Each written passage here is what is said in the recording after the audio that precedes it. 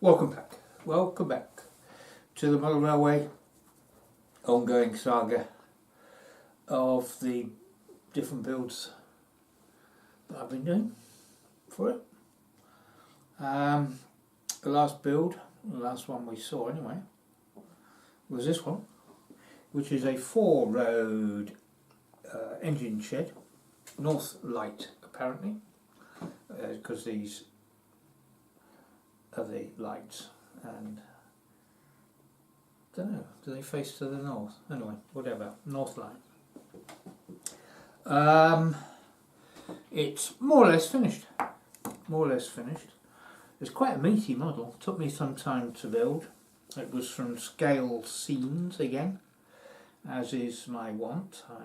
Scalescenes I use. Right, so all that's got to be done to it now is I've got to weather it, and I'll do that with some these aren't weathering powders, these are what do they call them? I can't remember what they call them now. Pastels, very word I'm looking for. Not the sort you eat, but pastels, just shaved off and then applied with a stiff brush. Just to give it a bit of weathering, whatever colours you feel you want to do, and then finished off with that one acrylic varnish just to seal everything. Right, I say it's nearly finished because I have a choice, I have a decision to make. Well, first off, there's these here, which are the rafters that go inside like that, okay, and I will fit those inside. I'll either fit one down the centre like that, inside, or the other way around, or I will fit 3, one there, and one there. If I can be bothered to make another 2 of those, so it's 4, you know, bit of a job, but make it look nice. The reason why I haven't fitted them is because of the length of this here. I'll explain that. That's the legs, okay. Right, explanation is that when you download this kit, you get an option of having a floor which includes some inspection pits.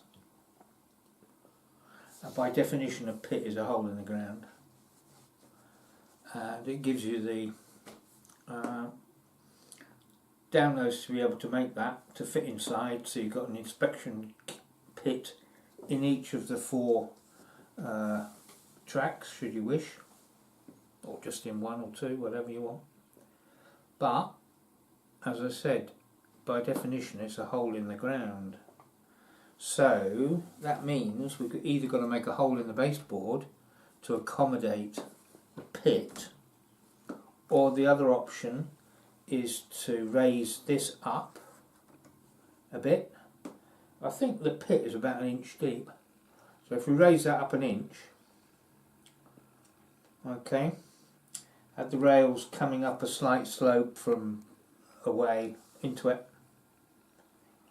then that inch would allow us to be able to put the pits in.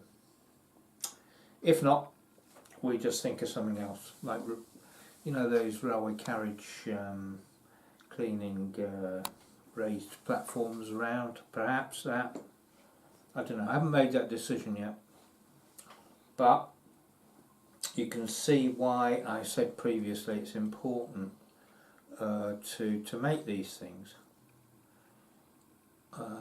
whilst you're building your model railway, whilst you're laying your tracks, so that you don't come unstuck by either not allowing yourself enough space to fit it, or in the case of this one and the last one, which was the coaling stage, yeah, that required different heights, didn't it? That required different heights, so we have to think about that before we finish tack down, ballast and all that kind of stuff. Okay, so it's important. I mean, when you're building a railway, model railway, you obviously think of the obvious, which is platforms, railway platforms, don't you? You want a station. So that's you know, you've got to have a room for a station, so you either, you know, you've got to build that into the design of your railway if you want a station. Other things perhaps you don't give that much more thought to, or that amount of thought to, but they are just as important.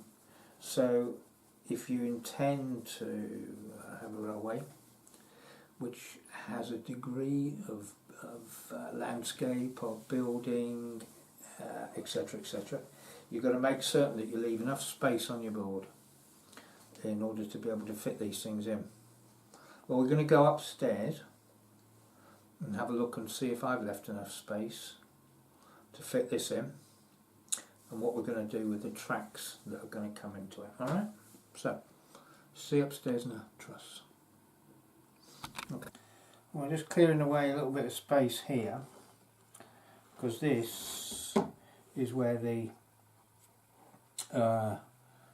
engine shed will go. Alright, so I'll just move the farmer's barn there, and we'll just get hold of the engine shed which I brought up just to check it out, see where it's going to fit. Okay, right, so we have the station there. Would it be an idea for the station to run parallel, or can we just, I think, bit of a squeeze, isn't it?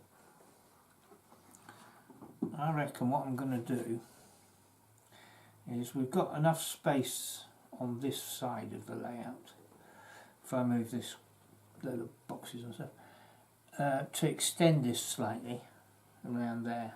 Okay, it will sort of make it round as well, so you don't catch yourself on this corner, so it gives a bit more scope. So this will probably sit, I don't know, about here, slight angle perhaps, just to make it look jaunty.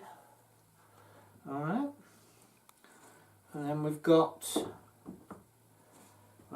points here, so we'll come off with the points. One, that will give us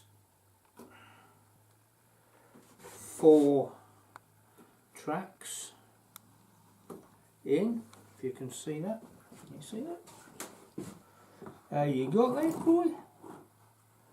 Alright, and then we'll have the 1, 2,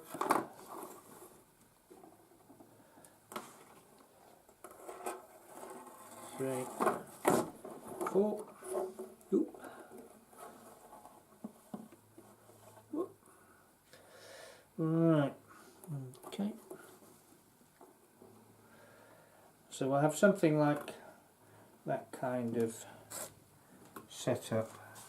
Come around this side, see if you can see that. Does that look all right to you? Mm-hmm. So you've got the 4 roads coming down here, and then from here we've got just a little shunting, back shunting to a single engine shed here. So we can have 2, 4, 6, 8, 10 little engines. We've got quite a few, haven't we, actually? Yeah. Yeah, so we can put those in the sheds. Alright. And then this lane here, this track, is accessible from the outside track via this piece of kit here, and also from the inside track via that point and this piece of kit here. so we can access this from both of the tracks, which is handy. And also if we want to access it from the inner track, then if we follow the inner track around, we can take the inner track engine via points over there onto the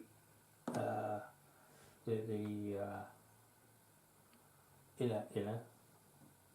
I'll get muddled up, aren't I? Alright. Let's call that the rambler. A bit like me, really, isn't it? Rambling. Alright.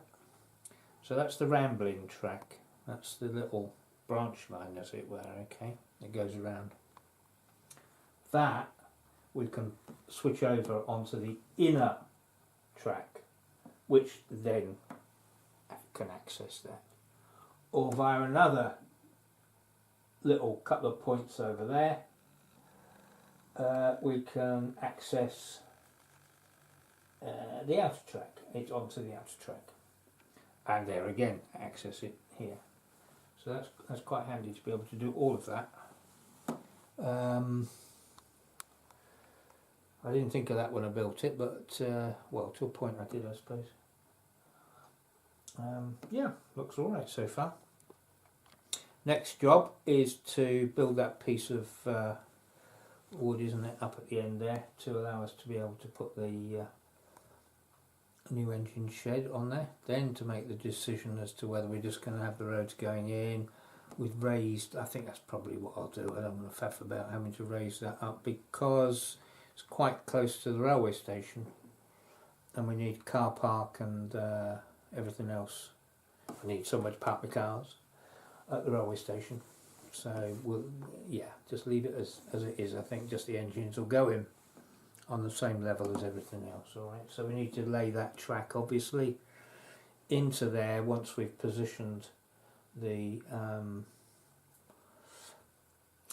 engine shed.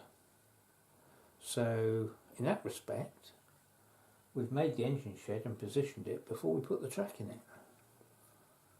So it's a good job we didn't nail all the track down beforehand, wasn't it? Think ahead. It's looking alright, isn't it, Harry? Looking alright,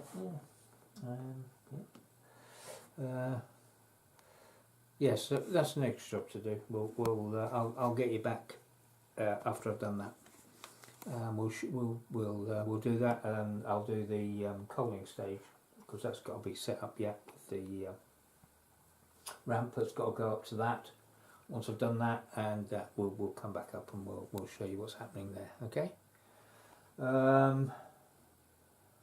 Extension on this end as well, of course, for the one build download which I've got left to do, which is the big station, 4-lane again station we'll have there. So we've got some kind of storage for engines there, and lots of storage for the tracks, for the trucks on these good sidings. Yeah, right.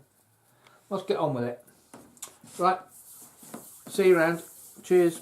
Oh, thanks for watching, and yeah.